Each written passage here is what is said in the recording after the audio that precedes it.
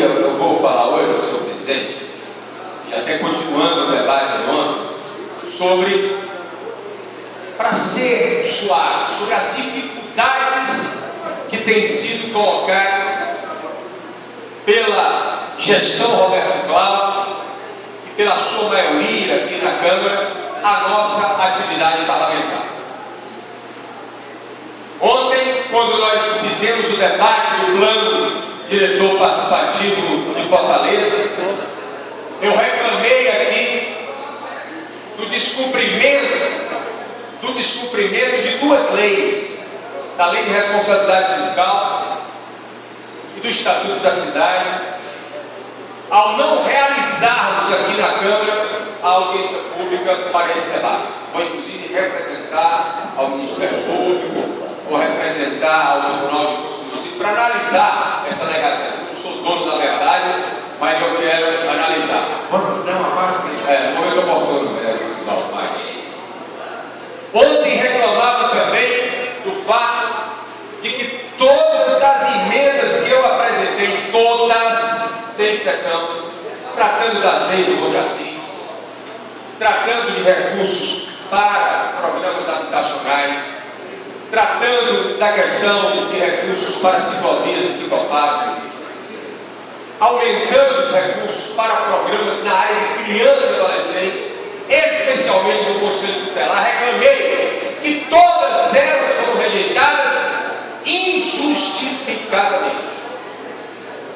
Porque dizia lá no parecer que elas estariam criando despesa, vereadora Barra, e que não estariam apontando a fonte de recursos para abrir o remanejamento, quando isso não é verdade. Eu mostrei aqui, e elas todas estão comigo para quem quiser consultar, dizendo que os recursos estavam sendo remanejados da reserva de contingência e das verbas de publicidade.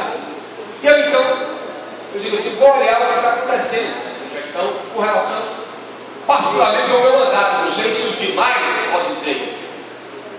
E eu comecei a ver que não foi só nesse caso. Na verdade, são fatos que se acumulam, que mostram claramente a intolerância desse governo com a bancada de oposição, um boicote claro e evidente com relação à nossa atividade parlamentar.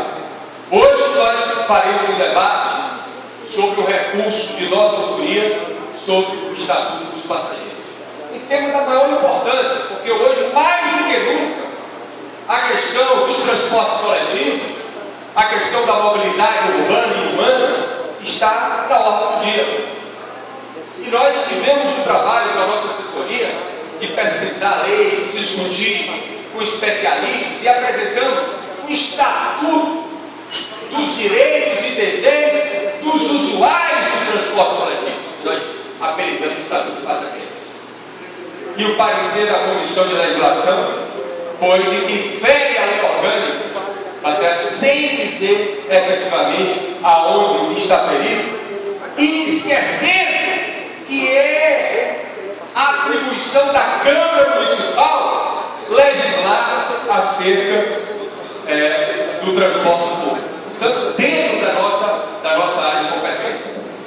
Quero lembrar aqui que na época do debate sobre a questão das mudanças do Estatuto do Magistério, tivemos emendas rejeitadas que, na verdade, faziam cumprir a lei federal do piso, que era a questão de 1/3 hora de atividade para os professores.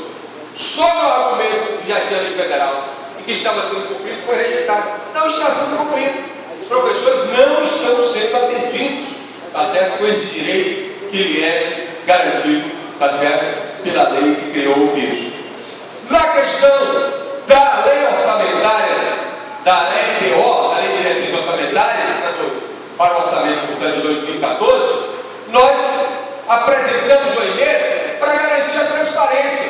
Ora, a prefeitura, o prefeito Roberto Cláudio, quando apresentou o seu PPA, fala em gestão transparente, participativa e democrática. O que é que nós apresentamos como emenda? Aqui, toda a lei orçamentária anual em linguagem clara e acessível estivesse no site da prefeitura. Foi rejeitado. Emenda que garantia a transparência. Nós tivemos, e evidentemente, vamos agora apresentar como projeto de indicação, porque essa é a ideia da nossa companheira Dona Rosa, mesmo considerando que é atribuição dessa casa, a rejeição, tá certo, da obrigatoriedade da implantação de faixa do pedestre ou de sinal de tempo e sinalização vertical da frente das escolas públicas e privadas. Então são fatos que se acumulam em menos de um ano dessa gestão. E há algumas outras questões que estão ligadas à própria tramitação do projeto de Natal. Quero lembrar que tramita desde 2009 o projeto de lei para mudar o nome da Praça 31 de Março para a Praça do El. Houve resistência da prefeita Luiz Muniz nessa matéria. O presidente Walter Cavalcante se comprometeu a votar essa matéria. Houve uma determinação de que tinha que se votar primeiro a revogação do nome da Praça 31 de Março. Nós aprovamos a revogação da Praça 31 de Março. Aquela praça hoje não tem nome nenhum. Eu vejo falar em Praça 31 de Março, não tem mais esse nome, que foi revogado aqui nesse caso, para exatamente podermos votar o nome do El. Que foi uma sugestão do jornalista de Gervásio Paulo, que inclusive hoje, tá certo, convalesce de uma doença, e nós aqui estamos na torcida para que tudo melhore, que teve uma adesão muito grande da Associação dos Anistiados, da família, do próprio Noel, tá certo? Esteve aqui na casa debatendo. Essa matéria está aqui desde 2009 e não é votada. Eu vi no jornal que o prefeito ia chamar Praça da Paz. O prefeito não chamar Praça do Futuro. Mas não tem nenhum projeto do prefeito mudando, até porque o projeto anterior, nosso, com o nome de Noel. Com o nome de Noel, que seria, eu estou com dificuldade de até conferir desculpa a Vossa Excelência e ao vereador João Maia, porque o tempo são só 10 minutos e aí eu já tenho aqui alguns outros fatos. Então, me desculpa. Só para dizer, eu queria voltar em você, mas você não deixa o votar em Vossa Excelência. Não, vamos votar com o Gera, é porque até o Ronivaldo tinha me pedido antes, vereador, tá certo? Esse projeto é desde 2009. O projeto de acessibilidade da Câmara Municipal de Fortaleza. O nome qual é? Dom Helder da Câmara. Cearense de nascimento, tá certo? É reconhecidamente uma das figuras mais importantes da história do Brasil, não só da religião católica, da história do Brasil.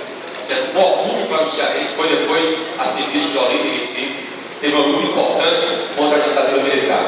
Nós temos um projeto de resolução de 2010, que é o programa de acessibilidade da Câmara. Nós continuamos, presidente Zé Ricardo, nessa situação de estarmos falando aqui e não termos um intérprete de Libras, que é a língua brasileira de sinais. Os surdos não têm direito, vereador Capitão Wagner, vereador Antônio Rocha, de assistir. Nós fizemos uma audiência pública aqui, um surdo foi à tribuna e falou em Libras, e nós não entendemos nada. É a situação em que vivem todos os surdos, tá certo? Porque se eles ligarem a TV Assembleia, tem a janelinha lá com o intérprete de Libras. E esse projeto está desde 2011 com o parecer favorável. Nós temos outros projeto que denomina o nome de Paulo Pereira, o espaço na Nova Beira-Mar. Paulo Pereira, que nós conhecemos, que foi secretário, se eu não me engano, do prefeito Zé Maria de Barros Pinto, uma figura queridíssima. Vou concluir, presidente. Nós temos um projeto que cria a área relevante de interesse ecológico da Batina do Pici, com o apoio da Universidade Federal do Ceará, sem nenhuma polêmica, porque a UFC apoia, porque quer inclusive a criação disso, para que a área da Batina do Pici faça parte do Sistema Nacional de Unidade de Conservação e permite, inclusive, convênios da UFC com o Ministério do Meio Ambiente. Então, são fatos, tá certo, a demonstrar, infelizmente, vou concluir, de que a nossa atividade parlamentar legislativa está sendo diminuída, está sendo decapitada, está sendo castrada, tanto pelo prefeito Roberto Cláudio, como por sua maioria aqui na casa, que não quer audiência pública, que não aceita emendas praticamente vindo da oposição, raríssimo nos casos. Daqui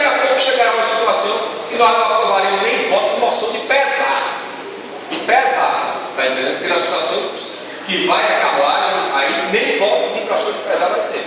Porque requerimento é um requerimento nosso da Comissão de Direitos Humanos, pedindo uma comissão conjunta, uma comissão conjunta para visitar os casos, se pede destaque claramente para derrotar, tá certo?